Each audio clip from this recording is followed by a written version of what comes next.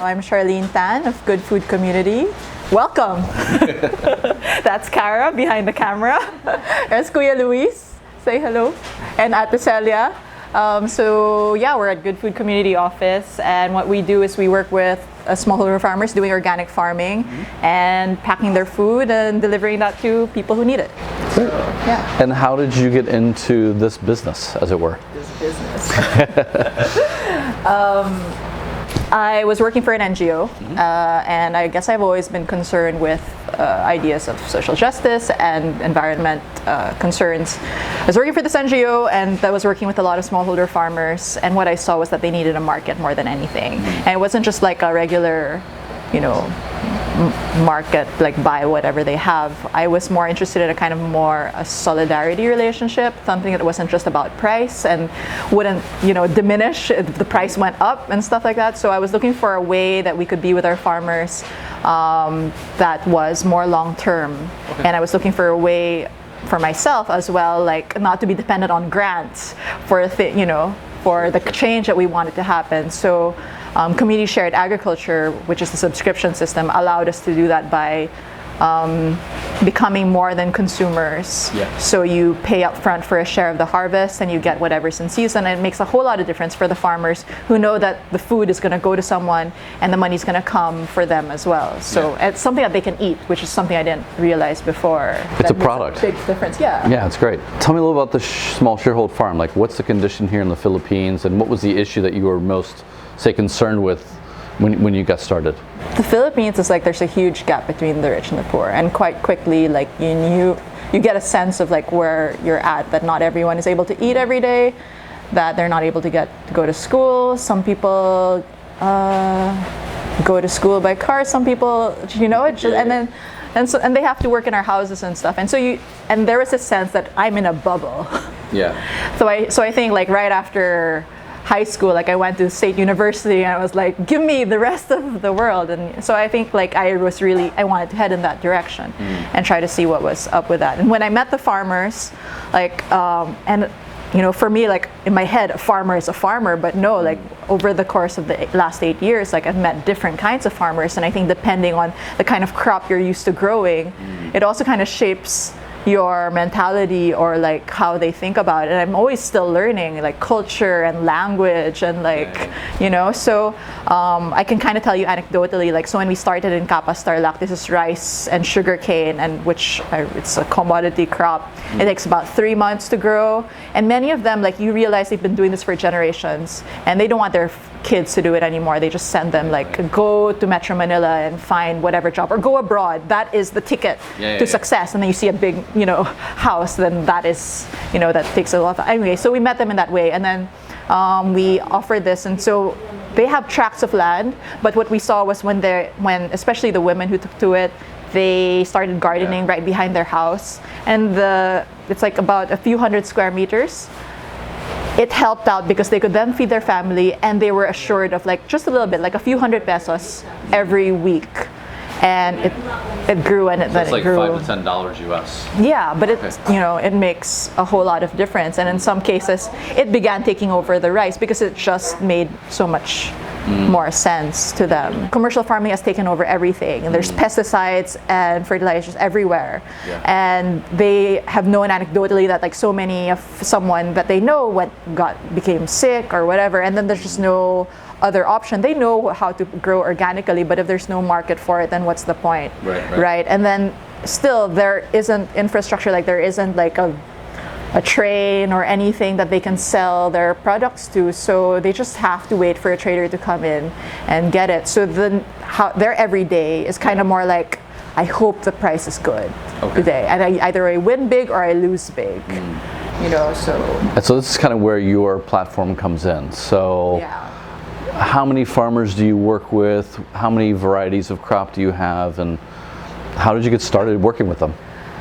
So right now we must be working with like 60 to 80. So that's different. And typically in the clusters of farmers, it's about 20 each. So in Capas Tarlac, maybe 20, and La Trinidad Benguet, another 20. And the organization might be much bigger, but there are usually about 20 active at any given time. The Mountain Province, just to complete the list, Mountain Province and Rizal So the other question was like, how did I get started? Yeah, how did you get started with this? With an idea. What was the original idea then? Well, I guess the question. What was the seed? I guess the seed is like, there's got to be a better way of like feeding each other. Just this sense of like feeling like this have to be a violent system. You get this, you know, like even if in the midst of so much poverty, I can't seem to help my neighbor and they can't give me what I need. So can another relationship be possible was, I guess, the basic question. Okay. And that's what got me, you know, that's why community shared agriculture like really spoke to me. And that's what got me introduced to the farmers in Capas at the beginning. Okay. Yeah. Now CSA, is that something that was, at the time when you were starting this, was it foreign to the Philippines? Was it something that had existed for millennia in the Philippines but just called something else? Like what, or is it something that you've had to educate the market on? Definitely had to educate the market. Okay. And yeah, the different degrees of success. So we got this idea, I guess, from Japan, like in the internet, the early days. And then, there were a couple of efforts. Like there was a Japanese farmer that would deliver baskets of vegetables to people, but he had stopped. And then there was someone else who was trying the idea, but flying in vegetables from Bukidnon. Wow. I think that has stopped also. But I think, like, similarly, we just all had the idea. Yeah, so we've had to really educate the market. And I think with a challenge is that people don't understand why they can't choose the vegetables. Like, I think just generally, people are very far away from where their food is grown and not understanding like why things have to be so difficult. When you're going to help the farmers, like when you were first proposing this to them, what was their initial response? Mahirap yan, which is like, oh, that's too difficult. Because you also realize that like they have their own context and they have their own experience, and like I think that was like the first kind of awakening, like just how we've grown up in different worlds. So for them, like when we started talking to the rice farmers, they're used to like every 3 months, you know, I plant and then there's someone who's ready to pick it up and then just deals with it and gives me, you know, I'm a price taker, whatever, you know. And here what we were proposing was that every week we would harvest and they would need to plan from like one crop to like 10 or 20 crops, and give me like an estimate of, you know, what we can harvest every week, right? And work as a group, which wasn't available. So those are two things. Like one is how much more involved vegetables are compared to rice or commodity farming. And second is like having to work together as a group. So we needed one of them to say like, we can do it.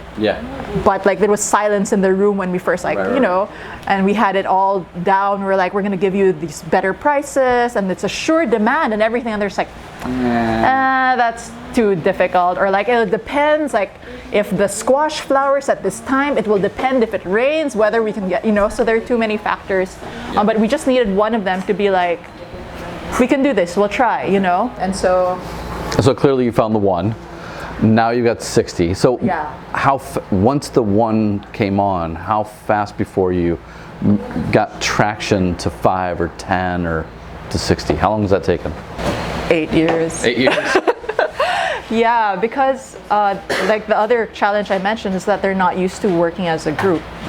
So a lot of the first 2 years was just kind of like community organizing as well, getting to know. I mean, they've been burned before by people who said, I will buy what, and then never showing up again. And so there was that to combat. Plus, it's like, if you've never worked as a group before, then it's like there's a lot of mistrust, and then they're not sure. And even they wouldn't even know if they could trust us. It's like, it took us to say like, we're gonna be here every Monday. Like, don't we have a meeting? And they're like, oh, is it Monday today? You know, so even to think, so I think it's already like, it took a while for them to think beyond tomorrow.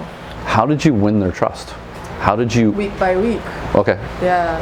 So it's like really like just showing up, and then even though it's 2 hours late and you had to call some people, like just, you know, it took 2 years to be just like, okay, we're gonna be here for the long term. And then not choosing to be an entrepreneur, I didn't have enough capital either. So like midway through year 1.5, like I was like, sorry, there's no more money. And my partners couldn't do this with me anymore. Right. So like that was the first heartbreak. And then, you know, one of them, like the early adopter, was like, well, what about my greenhouse? You know, I had just invested in like a makeshift greenhouse. And so how do you have that conversation? I mean, that's the worst one, because it's not like you're letting down some family who are like, oh, I can't give you the vegetables this week, or yeah, blah, blah, blah. Like, people kind of understand that, but the farmer's like, I put money into the ground for you. Yeah. How did you have that conversation then? What happened after? So yeah, we went just as far as I could. I should stop saying we, like it was just me at that point. Right. And then yeah, I just guess kind of collected my thoughts for the next 3 months, and then I had to start over. I got new partners, so two of them are, well, one of them is still with us today, but it's not here. Okay.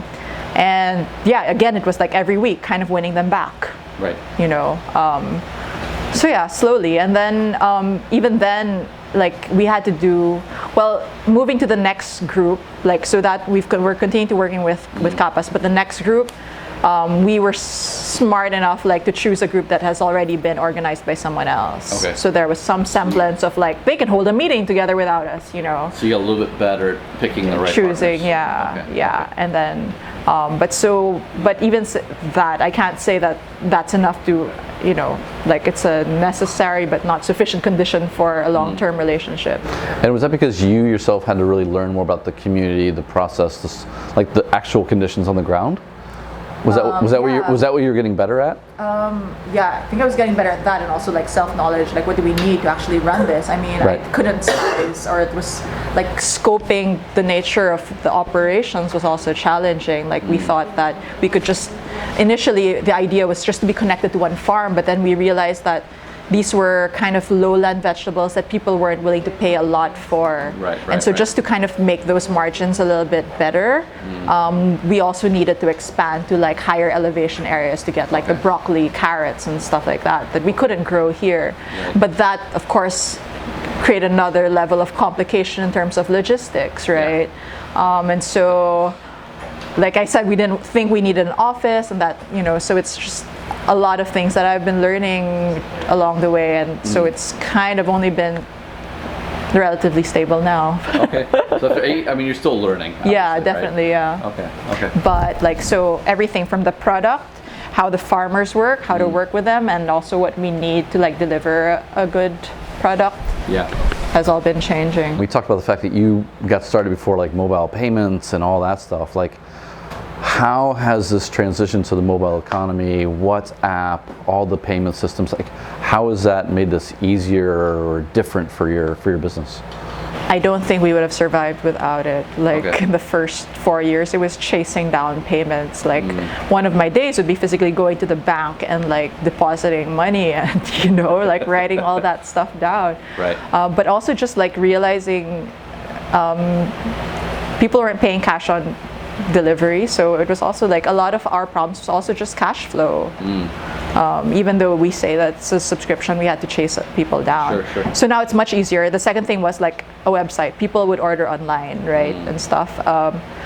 And we had a web developer do that, but every time you needed to make a change, like it's another expense, and like takes forever. Shopify changed our lives. Right. So like within a week we had something better that was turnkey, and then people could pay through PayPal, and that's just made so many things better. So and then finally logistics, because it's a highly perishable product. We couldn't like keep things in storage. Right. Everything needed to go out within like 6 hours, you know. So yeah, this is all packed today, but then tomorrow morning everything starts going out, and ideally they should be out within like a very short period of time.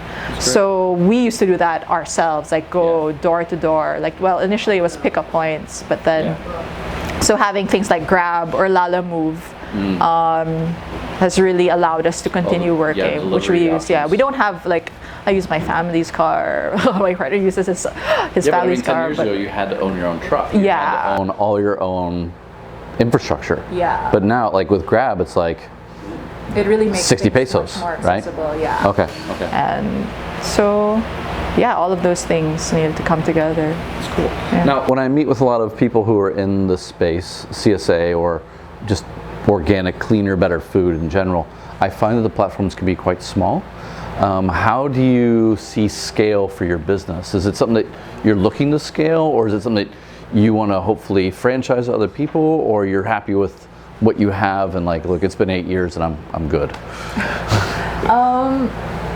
I would like to scale this to a point. I mean, but I guess my sense of scale, I've never been like ambitious in the sense that I want this to be a multi-million-dollar thing. No, like I want it to be a healthy ecosystem. So I want the people who are working here to have a good quality of life, that we're not overworked, that we're feeling creative, and that we're like things happening at the farm. They're proud of what they're doing. Sure. You know, that's my idea of success. Okay. So we're not exactly there yet. They could certainly be paying us better. But still finding that that point. My idea of expanding this, because I think it's a great idea. I think it can really help a lot of farmers and a lot of communities, would be replication. Okay. So making things as local as possible, and if this is about matching farms with cities, then finding that maybe in Cebu or in Iloilo or in CDO, all these places with nearby farms could be connected in this way, hopefully with schools. And so I imagine like us teaching other people how to build this. Okay. Yeah. And your initial business model was work with the farmers, sell to individuals.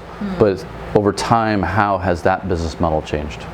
So it used to be purely subscription, as you said, and then we started getting interest from restaurants and cafes, or actually the first one was like a smoothie maker or something that needed organic stuff. So it's been helpful. I think it's also been helpful developmental-wise for the farmers to commit to something particular, because the diversity allows us to kind of like switch things up on the fly. But here was a way for them to practice like crop programming. And so like if we need to make like 60 kilos of lemongrass every 2 months, like how many people can do that?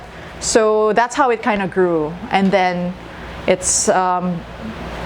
I realized that it's a different ball game as well. Like the margins are smaller, and like quality, or their sense of quality is different, like what size, so that has helped. That's about business to business. Used to be about 50%, now maybe it's about like 30. Okay. Yeah. So you mentioned you mentioned smoothie maker, and I was thinking ugly fruit and ugly vegetables. Are you able to actually help with that as well?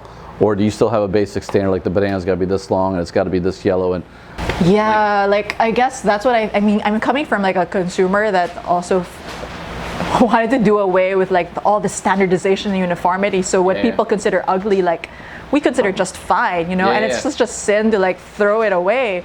So to be honest, like some of our retailers and stuff, like what they consider ugly, like would be perfectly fine in a subscription. Right. That is the soul of the vegetable, But yes, we are able to absorb, because of the subscription, we're able to absorb what I think a lot of retailers normally just wouldn't. And more than like ugly vegetables, it's stuff that people don't know. So I think we were talking about earlier, like if it were a completely market-driven enterprise, we'd be planting arugula, we'd be growing like just salad greens all over. And I mean, I can remember the farmers just like, please take the arugula, even the pigs won't eat it. It's like, it just doesn't. But we love the stuff. I know, right? We like it on pizza, on our salad, whatever it may be. Yeah, but so like the other gift of like just the subscription is like discovering items that we already have, like these Asian pears. I didn't even know we could grow pears in the Philippines, and like these other fruits that would never make it to the market, just because we're so like looking to the West, and like now we're kale driven, and these are the things that I think is wasted in the third world that would never make it to the market, but we have a lot of, and that's what we're able to capitalize on.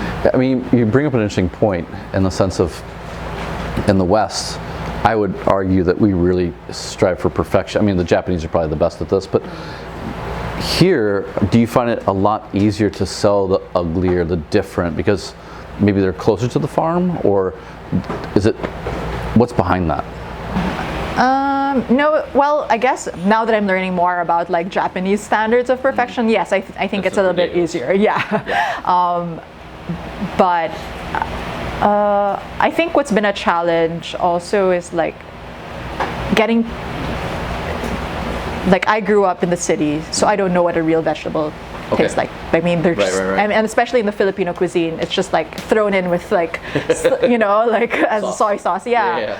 But when you can taste, like carrots can taste sweet, or like things can taste really fresh, I think that's when people, their minds are changed a little bit. But I can't say that it's been easier for us to do that. It's taken time and taken people and chefs as well to kind of take a chance with our local stuff. Okay. So I think it's taken an openness of mind that I can't be completely responsible for. Like I think it's helped that worldwide people are more curious about what's endemic, you know, give me the weird stuff. So I think that has helped.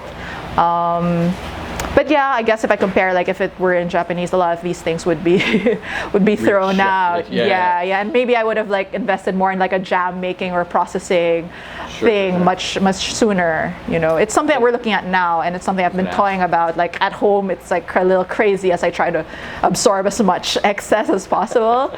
But yeah, I think that's the direction that we would take. We visit every farm that we source from, and that's something that we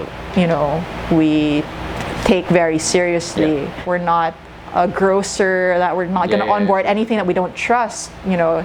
So there's a lot of energy that kind of goes into making sure that you know, we are what we stand for, because I think another relevant thing is certification. We do not have organic certification. That's kind of way beyond what a smallholder farmer can afford. The ones that can have been assisted by government. But we feel that like in this community, it's about a face, and it's about a brand that you can really trust, and like kind of showing like, you know, short of bringing you to the farm, having you understand what we go through to make sure that it's safe and really good quality food. So what's the best way to effectively communicate that? Is it stories of the farmers? Is it pictures of the food? Is it dragging people out to the farm? Like, what do you find is the best way to get people interested and go, okay, I'm going to spend the money for this? Honestly, I think it's been Instagram. Food porn. Yeah, which I've been so resistant to. Like, I only got social media because of this work, you know? But it's also like, it's learning to communicate what we know, the stories, and I think, and that I guess has been built over the 8 years of like actually having something to share that I wouldn't know if I grew up here, you know, without the experience that we've had. I think you can hear the integrity in what we share online. Like, so we introduce a particular item of the week, and then we say, well, you know, this is how you can prepare it, but this is what it means, like farm-wise, like this grows. When the way this grows is that it's just planted on the side, or when it grows, just expect a whole explosion of it for a while and then nothing. How the farmers enjoy it. So I think these are stories that people wouldn't necessarily have access to, and bring a real authenticity to the work that we're doing. Does that give the farmer some pride? I mean, you know, a lot of the farmers they're basically telling their kids, like, go to the city and find a job. Don't be a farmer. There's no life here for you. But that's in part because there's no pride in this. Like in Asia in general, like farmers are often at the lowest end. Can CSA, and does a program like this, can that reverse that trend?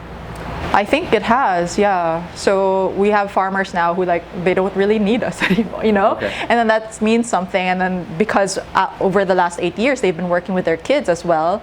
The kids see that this is a business that has a future. And what I was getting to is that now they can speak in front of an audience. They can, which is a big deal, because they used to cry or shy away, and then, you know, but now they can say that this is what we do, and then this is how, and they're very proud when they show you their gardens now. This is what I have growing, this is what I'm trying.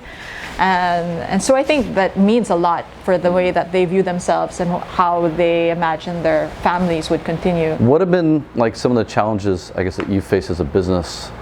What have been maybe the 3 challenges that you just tick off? These are the big 3 that I struggled with for the last 8 years.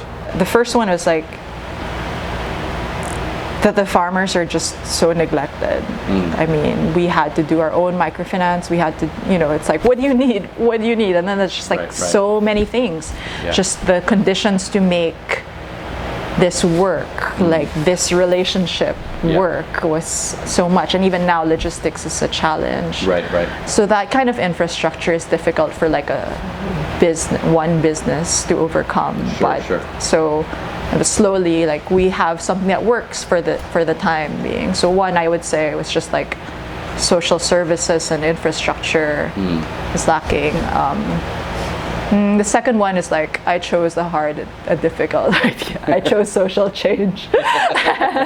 It's not a product. It's not like, it's not save the turtles, buy reusable. It's like, it's tough to change your life around vegetables, about an idea of like how farms that you've never experienced. So I chose a tough one, and I think we stuck with it because we see like how it helps the whole. Yeah. So that, I guess, would be the second one, quite honestly speaking. Third one would be, I think, like, also maturity personally, and maybe the people around me, the people who I've been able to join in the work. Like I mentioned before, I did not have a business brain. I just like wanted this to exist. Like I really wanted this to exist. And like learning, just struggling also moral, those challenges like, am I selling out if I do this? Is it okay to do that? How much should I charge? What do I need? And like also trusting kind of my gut, or that this is the way to go, because I'm like always second guessing. And I read this article about like I don't know if it's a poverty mindset, but I think it also has to play. But like, if I've never spent more than this amount, then I can't imagine charging this amount to anyone else, or like I can't, people ask me for like, what's your big dream for it? Like I imagine kind of like what I know, but so I think it's like also the dot on the paper, but there's a whole piece of paper. But also like the willing, multi-million dollar stuff is like way beyond what I can imagine. Well, and I kind of, one of my challenges would be like, if you could turn this into a $10 million business, couldn't you help more farmers? Yeah. Right. But I mean, and this is a mindset I think that's in our community as social entrepreneurs in general. Is like, we want to help people but we're really uncomfortable thinking about that balance existing the way that it does. Like, more money equals more impact. We like to think that more impact will bring the money that we need to support. And it's like, it's not right or wrong, but if it's just like being comfortable with your choice and going forward, and being like, no, I have a friend who's like, no, I'm going for the tens, hundreds of millions because I can help tens, hundreds of millions. So I don't view it as a sellout. It'd be like, if I went from 100,000 to 100 million, but I only help the same number of people, that's different. Like that's selling out, right? Or if I help different people and I lost my mission, that's selling out. I keep coming back to like Steve Jobs. He's on the stage with Bill Gates one time at this D2 conference, and he said like the people, like they'd obviously all made it by then. Actually, it was one of Steve Jobs' last appearances, and he's like, the people who were sane gave up because it's too painful.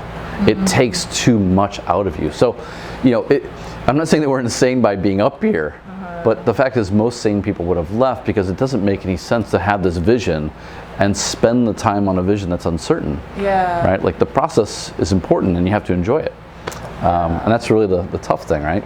Because some days it's like, it sucks. It's like, nobody else is going in this direction. Is this the right choice? Even my wife will tell, she's like, if there's nobody competing with you in this space, then that's a problem. And I'm like, well, actually, maybe I'm too far ahead, and maybe that's the problem.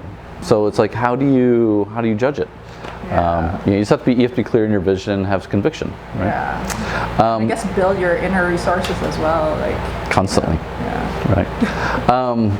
If you were talking to a 25-year-old aspiring social entrepreneur, what advice would Char from today give Char of 7 years ago? 8 years. God, it hurts. No.